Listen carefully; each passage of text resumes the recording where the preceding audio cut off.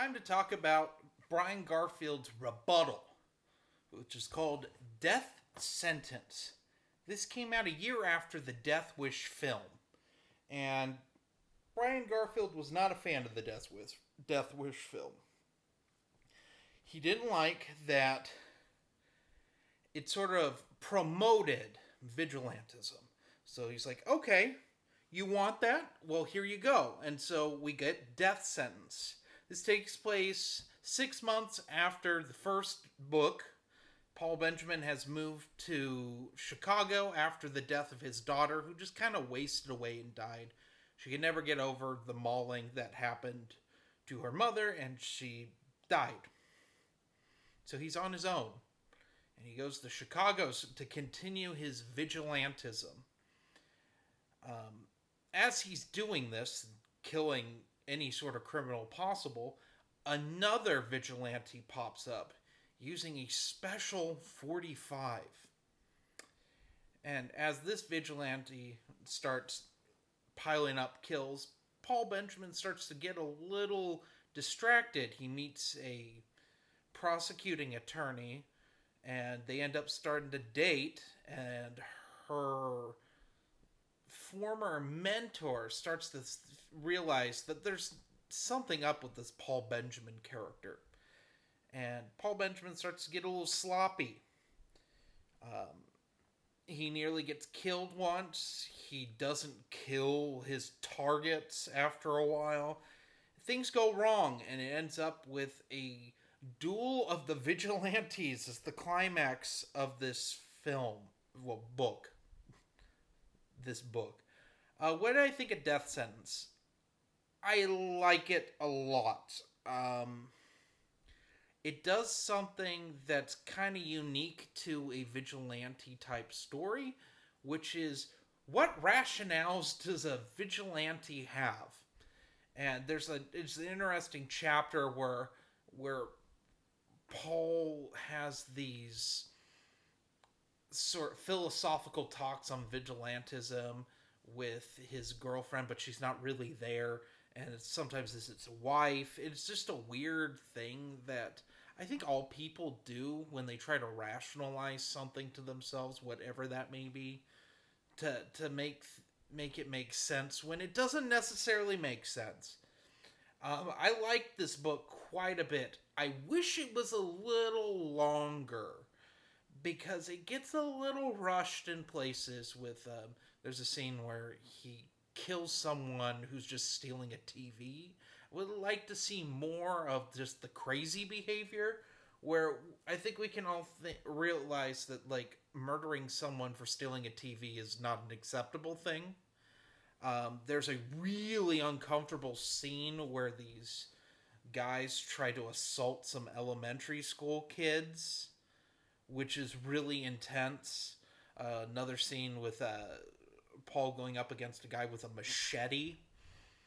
Um, and I like that people really, because we see this a tiny bit in the first film, but I don't think we got this in the book, where other people start being inspired by the vigilante.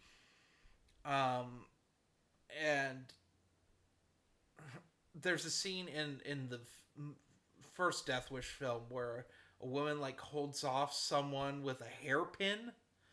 Well, Brian Garfield kind of takes that scene and puts it in this book, but it's a guy who tries to fight some muggers and he ends up getting murdered, which is the logical thing that happens, sadly, when people try to protect themselves. They haven't trained for it. They end up unalived, and it's kind of sad. I like it. I like this book. I feel like this book gets a bad rap because it's gotten two really terrible film adaptations. I said in my previous review of Death Wish that I do enjoy that first Death Wish film. I think it's very well made. It's different. It's clearly an adaptation and not a direct one. Uh, Death Sentence would get two adaptations.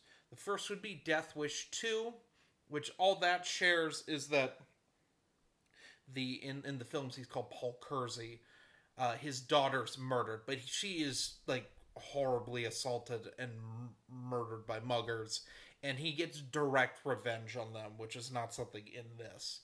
Um, and then we got the Kevin Bacon film. I believe it was James Wan, the guy who directed the first Saw, directed an adaptation called Death Sentence. Um, and in that, it's about a father whose son is horribly murdered in front of him, and he goes out for revenge. That's really it. It's not a good movie. It's bad enough that I don't think it's ever gotten a Blu-ray release. This came out late 2000s, I want to say. In that weird span where we got like a handful of like revenge, like Death Wish esque films, where they were these violent films, like the Jodie Foster movie, The Brave One, always comes to mind because that's probably the best of those.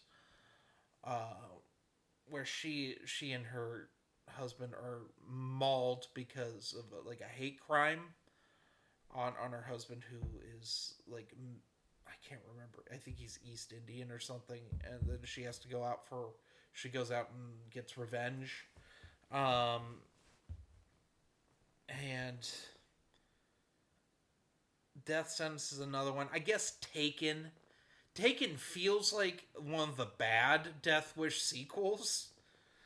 That's not directly revenge. That's more like trying to be the Bourne Identity and a Death Wish movie together. I guess Taken 3 is like a Death Wish clone. That's a straight up revenge movie, which is horrible. Don't watch Taken 3. It's so bad. Um, but yeah, what would I rank Death Sentence? Give it a solid 4.5 out of 5. It's well worth your time to check out. It's one of my favorite novel sequels of all time. I think it adds a nice element to um, sort of really turn that first film on its head and like really analyze the vigilante aspects. Because as you recall, the first book, it's only the last few chapters that Paul starts killing people. It takes a long time to get there. And this is like, okay, you want vigilante stuff? Here you go. So, anyway, have a nice day.